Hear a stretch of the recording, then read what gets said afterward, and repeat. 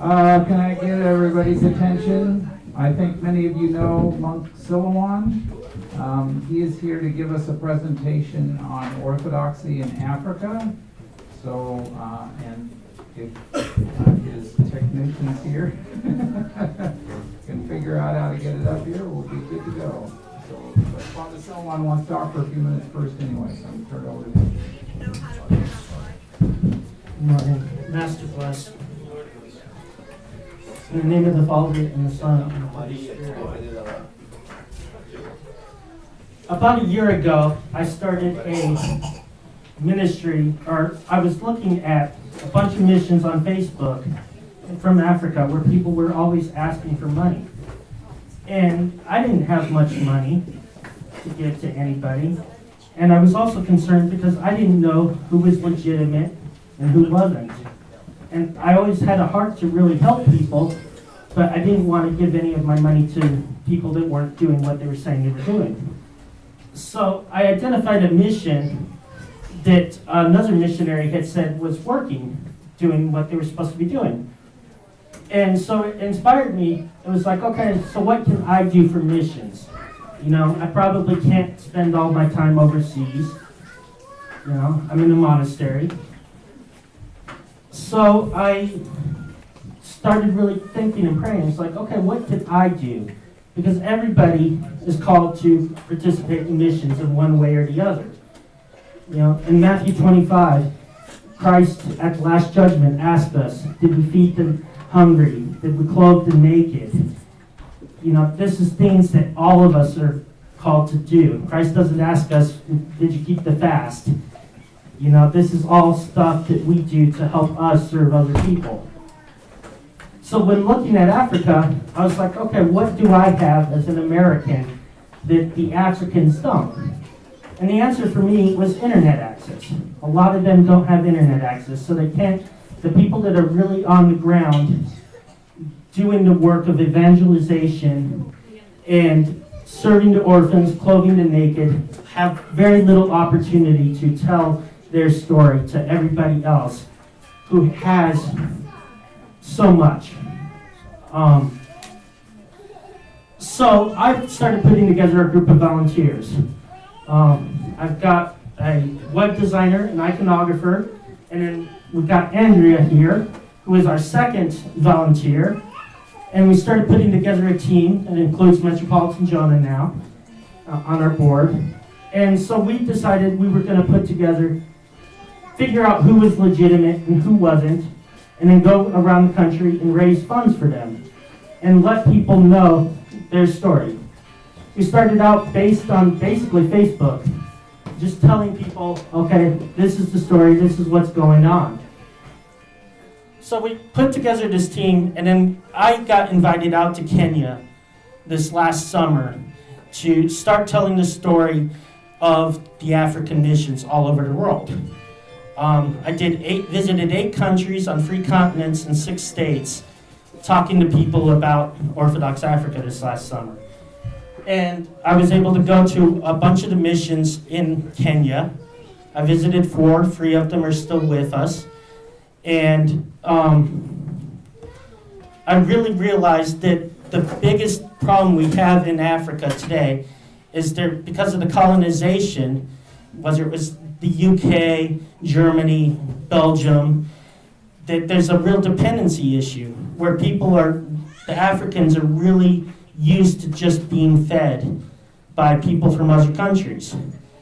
And they're used to hand-me-outs.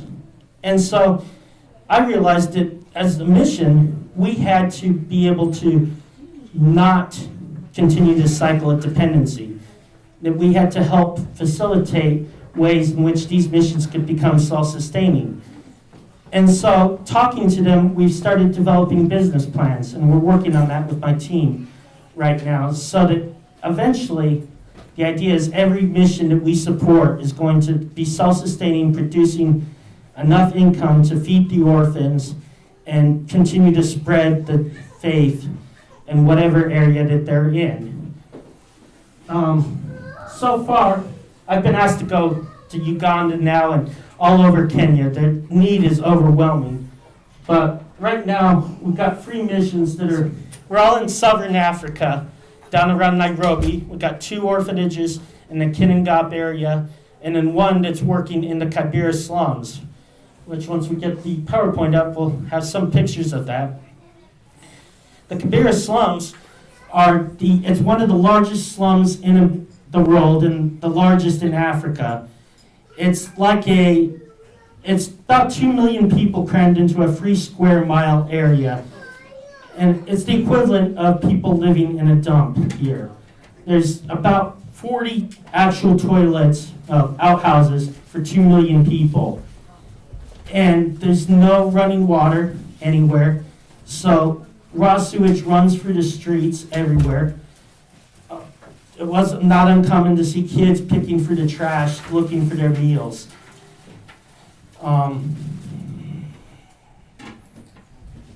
So a lot of what we were doing was the orphanages that we were working with is rescuing people from this.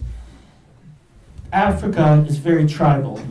And so every time the politicians or the government changes, there's riots, and a lot of people end up getting killed. And Kibera slums is where all the minority tribes are pushed out of Nairobi and the nicer areas. So one of the things we're really working on, we've got elections coming up in 18 months. So we're working on building a orphanage out in Western Kenya to rescue as many kids from the riots that happen around election time, because a lot of them end up dying. The only place in Kibera where they're safe is there's St. George Orthodox Church there, and they've got a compound. And that's the one place in Kibera that doesn't get burned during the riots. And so hundreds of people come and just sleep all over the ground. And so all the other churches get burned. It's just the Orthodox Church that becomes the savior for as many people as possible there. It's all down in this area. We're all south. About 150 miles from Tanzania.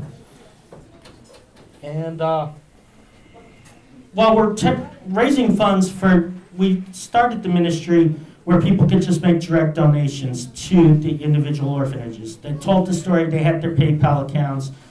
There's absolutely no middlemen, and you could just make direct donations. And that worked for a while. And then until we realized that we needed to really build the projects so that people could become self-sustaining, and I wouldn't have to see priests ever again begging for money, and that they would be so busy evangelizing that they wouldn't have time to get on Facebook. This is the St. George, or a little bit of information about the St. George parish that I was talking about in Kibera slums. Go ahead. Yeah, go ahead. While I was there, we had about 60 baptisms for new converts, and I picked up 22 godchildren. This is one of my youngest ones, Spiridon, being baptized in the Kibera slums. And one of the things that's very special about the ministry that we've got is that even though Africa is very segregated by tribes, everybody is coming together in the Orthodox Church. And it's overriding all the tribalism, the ethnic clashes that they normally would have. So Father Agapios here has got people there's 42 distinct tribes in Kenya. None of them really like each other all that much. But there's almost all of them are represented within the Orthodox Church today and coming together. Go ahead and switch. This is your average alley between the shacks. And that's raw sewage running through. And they just kind of set up grills over it. There's to cook their dinners. It's you can't really explain it unless you've been there. But it's all sorts of cardboard shacks, mud shacks. They don't have any actual electric hookups. They've got a lot of illegal stuff with exposed wires all over the place. So half the slums burn down, every other week. So they're constantly starting over again. And then there's a lot of metal siding, not so much in this picture, but every time it rains, because of the illegal electric hookups, they get electrified and people slip in the sewage and try to catch themselves and end up getting electrocuted. And it's just a very, very bleak existence. But the church is really growing. We've really offered hope to people. The other two missions, we've got St. Barnabas and St. Irene's, and they're a little outside, about 30 miles outside of Nairobi. And they're also working with orphans. They've got a combined about 20 orphans right now. They're still trying to grow, but they also offer elementary education, and that's how they're working on supporting themselves. So along with offering the elementary education, they're offering catechisms, and we're seeing a lot of kids converting. St. Barnabas in particular there is no Orthodox secondary school yet. So we're trying to raise funds to build a secondary school because we're getting a lot of kids that are converting, and then we have to pass them out. And secondary school is about high school, middle school to high school age. It's 7th grade and on. And so we're trying to build that so we can continue to nurture people in the Orthodox faith as they go on. We don't have all the business plans finalized yet. It's still kind of in committee. But they're trying to do the secondary school and get paying students from the families that can afford it and to pass the money off to support the orphans that they have. Go ahead and go to the next one. This is Father Methodius and Father Konstantinos Eliud at a baptism where we did 30 kids while I was there. And this is their mission. This is the church. It's also the library, school library, main classroom. They set up the altar in the back there, and then you can kind of see. They're fancy. They've actually got a concrete floor that you can barely see in the picture. But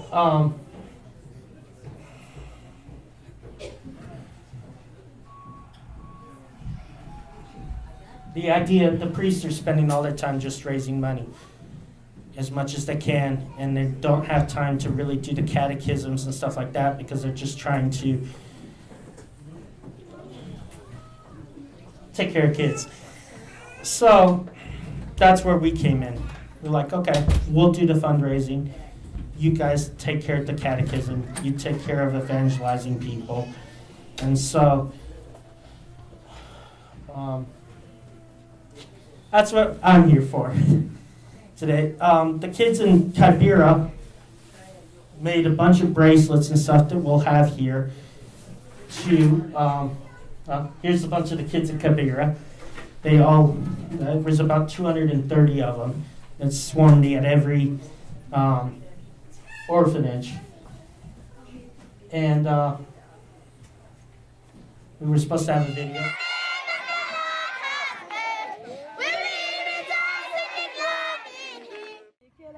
This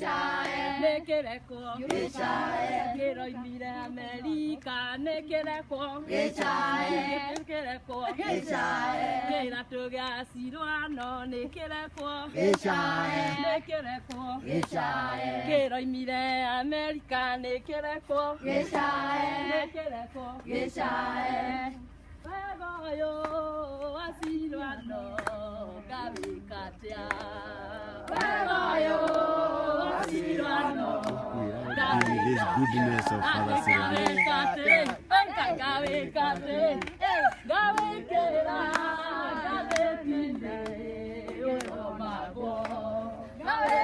They say that they are going to light your goodness in their heart and they will preach it.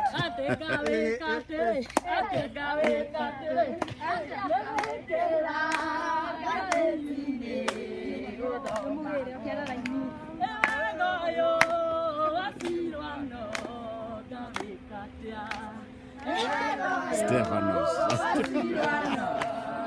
Yes, Steven.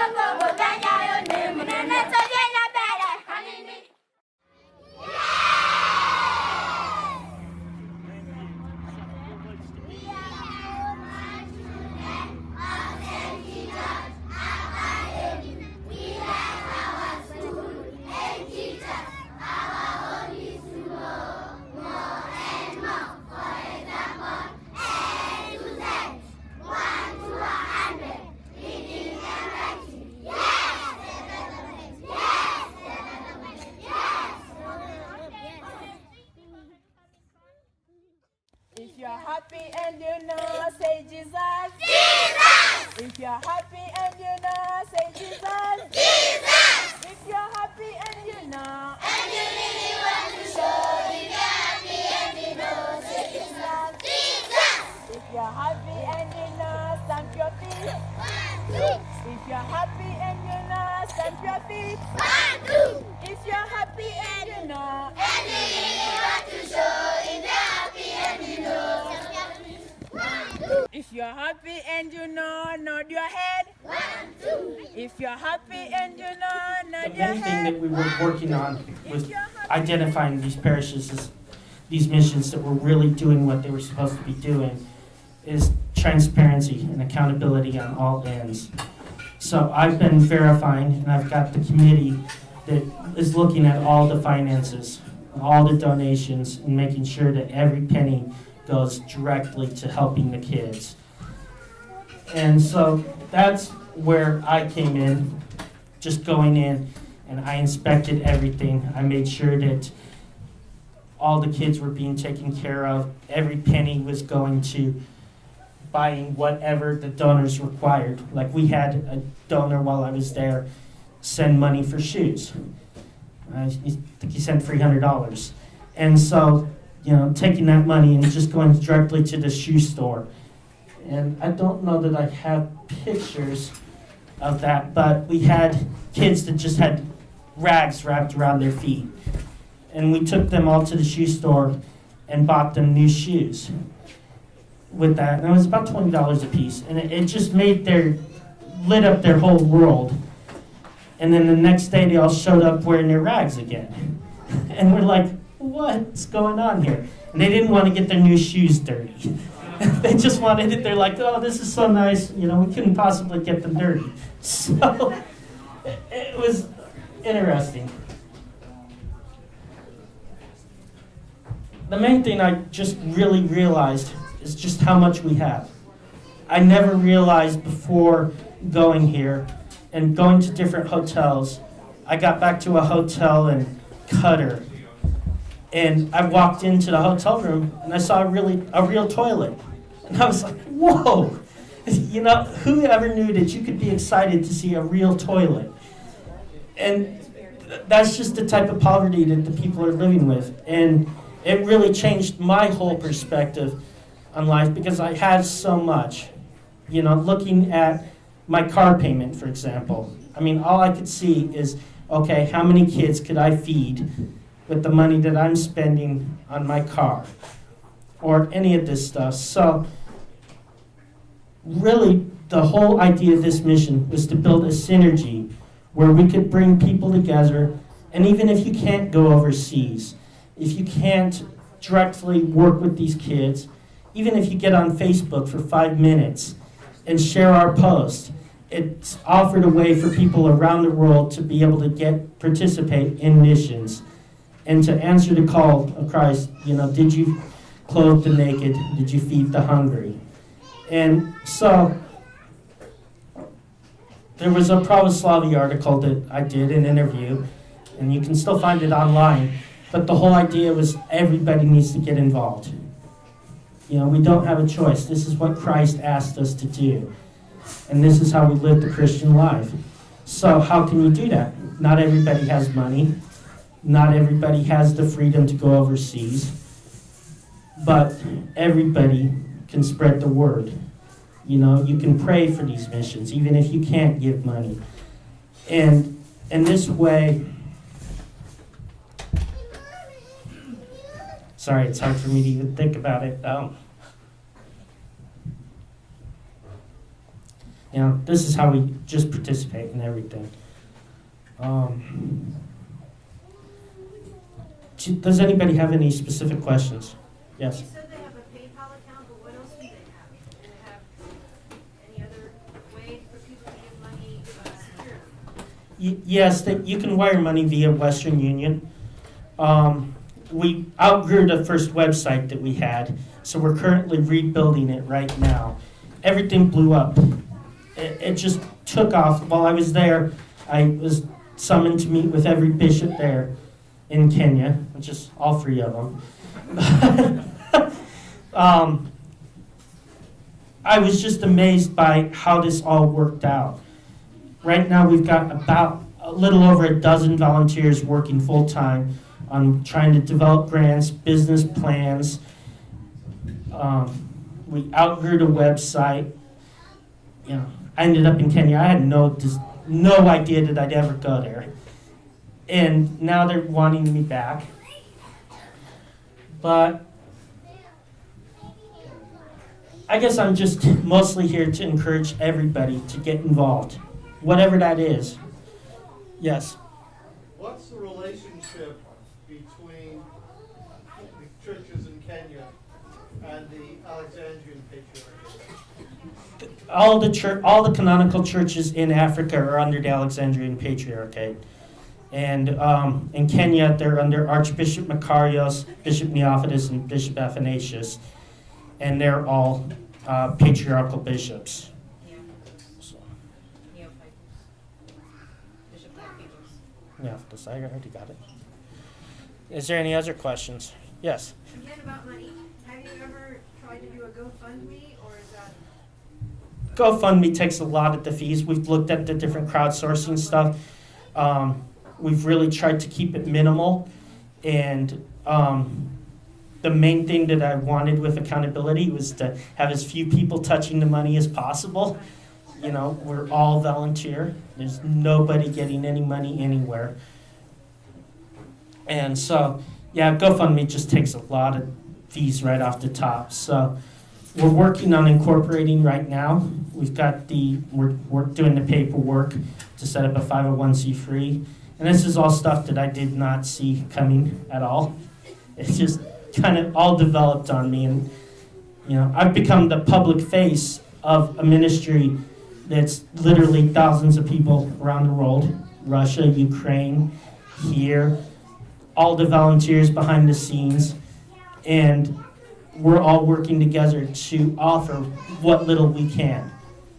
You know, I think about almost all of our volunteers have a lot of health problems, and, you know, most of us aren't very capable of anything, but it's been amazing watching how God uses the least capable to do the most. As long as we just give ourselves to doing whatever it is that we can. We're going to pass a basket around here, and we'll also pass some bracelets around that for any donations that you may give to the missions and building the business. Well, the bracelets will be here on the table. The orphans in Kibera made that as a thank you for your donations today, and just to remind you to pray for them. And that brings up one of the main things that I really want to leave you guys with, if nothing else, that we are one body in Christ. These are all of our brothers and sisters, and there's just, I can't even articulate the love that they have for us and that, I have for them, but we are one body. We're all connected. And so, this is like our left arm that is suffering right now. But please take the bracelets. We're asking for like a $10 donation for the bracelets, and just, remember to pray for us. Pray for the ministry. Pray for the church in Kenya. Juliana, you had a question? Yes. How do you handle medical situations in Kenya? The question was, how do we handle medical situations in Kenya? We are actually working on, the government does have some hospitals. The Coptic Church set up a very nice hospital. We're working on bringing medical teams in eventually. We're working on bringing medical teams together, hopefully.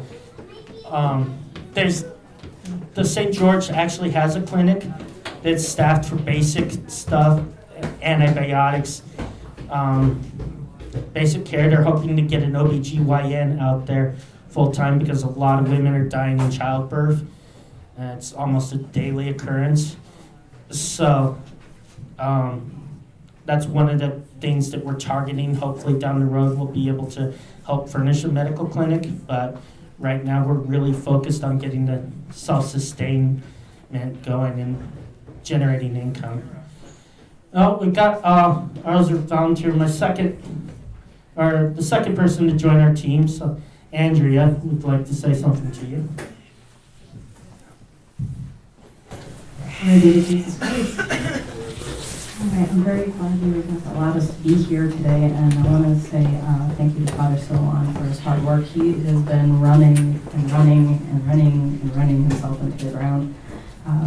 Lydia Goodjona's been very good about helping us stay on track lately too. So thank you everybody here for hosting us, number one. I just kind of wanted to come in from a layperson's perspective here.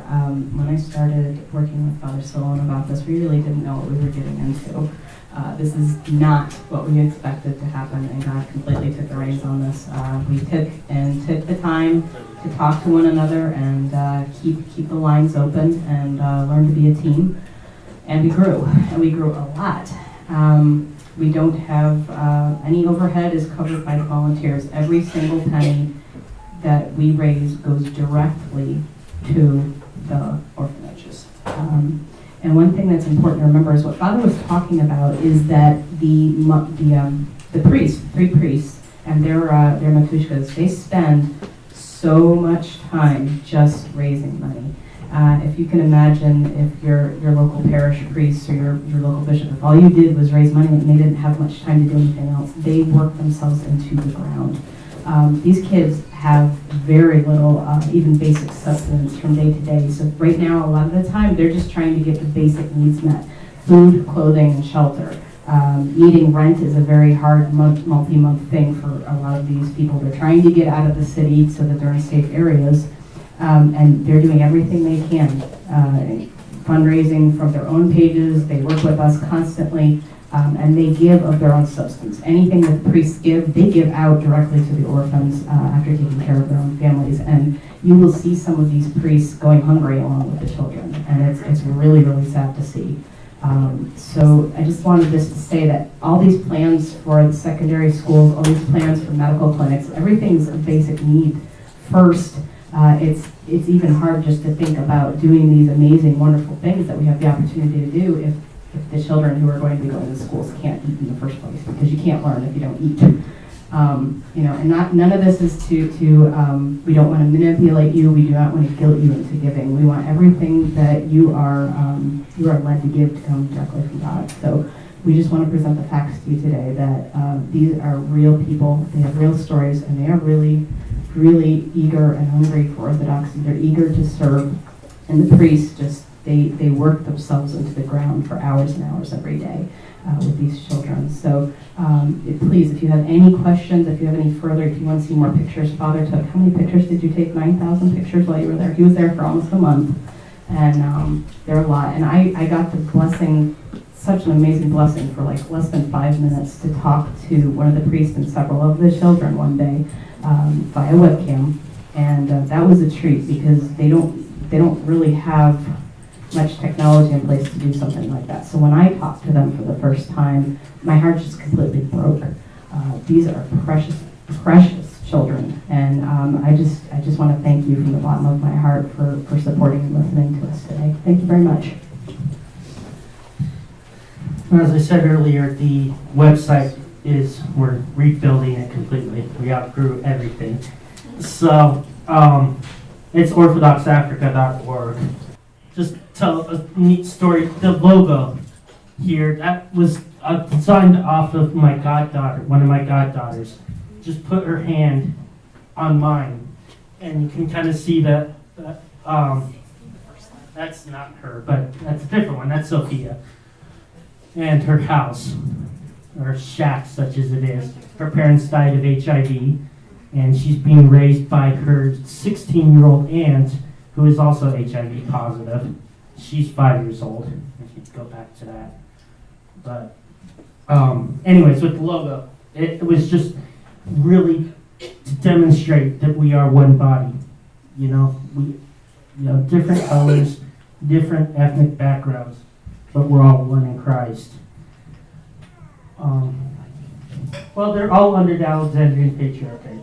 Eventually, we would like to work with the churches in Uganda, and I've got a lot of requests, but we need to really see some success. We can't spread ourselves so thin that we don't see anything, accomplish anything. So right now we're working with the free missions. We've got a bunch of other missions that are ready to go, and they want our help. So what we're hoping to do is get the one school set up, or in Kibera, they want to build a cyber cafe because not everybody has internet access. So they figure if they can get 15 computers together in a room and charge people 100 shillings an hour to come and just get on the internet, that they can support their orphanage and feed the orphans, build a place out west. And so this is what we're focusing on right now. It's like, okay, how are you guys going to support yourselves? And they're bringing the plans. We're very sensitive to not being the Americans telling people what to do or how to do it. I was going for Kibera, and I was watching how there was an NGO that came in and taught these women how to build or sew these beautiful dresses and purses and stuff like that. And you're like, well, great. They taught them a skill. This is how you get people out of poverty. You give them a way that they can raise money and support themselves. But the problem is we taught them how to build something that nobody could afford. So now they've got this great skill. They can build and sew some beautiful dresses, but there's nobody there that can afford them. So they're sitting on their hands waiting for tourists to come around that can actually afford these things. So we've been very intent on making sure that anything business plan we develop is going to be needed by local people. Local people will want it, they'll need it, and they'll be able to afford it. So that's, I've been as hands off as possible with this. I've gone to the priest and I said, okay, what works for Kenya? What do the Kenyans want? We're here to support you. We're not here to build the church, but we're here to back up the people who are actually building the church and who are doing that work on the ground. So it's not about any one of us. It's just about joining hands with the people that are actually on the ground and saying, okay, how can we help you? So, What is the economy based on? Is it agrarian primarily? Is it agricultural? As to how can the poverty be addressed? Is it because of lack of education or famine or all of the above? it's tribalism. I mean, as I said, there's 42 distinct tribes. The Kikuyas are the majority tribe, and they push everybody out into that's not Kikuya, and that's the Kibera slums. It's the Sudanese refugees, Luas, Luyas, all the other tribes. Africa's a very rich country, but foreigners own all of the major resources, and the government is absolutely corrupt. I mean, we would get pulled over we had brand new tires on the car, and we had the cops pull us over and say your tires are worn out, trying to shake us down. And you go around Nairobi and you see signs saying, "Oh, this building's a corruption-free zone." They've got Boko Haram coming in from Somalia, so every store you go into, you're getting patted down, going through metal detectors. They've got what we go through at the airport, you go through going into the grocery store there. So it's just a huge combination. There's also the fact that I think it was 1956, if I recall correctly, that they finally got their independence from Britain. And Tanzania was colonized by Germany, and so they're still recovering from bad attitudes that were developed during World War II between Britain and Germany. So it's just a huge combination. There has been a drought. There's not any one real answer. And I kept trying to get them. I was like, okay, what's going on here? And they've gone to war more than once trying to get their resources back from the foreigners that own them. And it just hasn't worked. Whoever they get in government continues to control everything. So I hope that answers your question a little bit. It sounds like a perpetual problem. Absolutely. And that's what we're trying to break. Because it has been, as one of the priests told me, white man feed black man. And he's like, black man's perfectly capable of feeding himself. But there's been so many years otherwise. So, yes. I wanted to say a couple things first.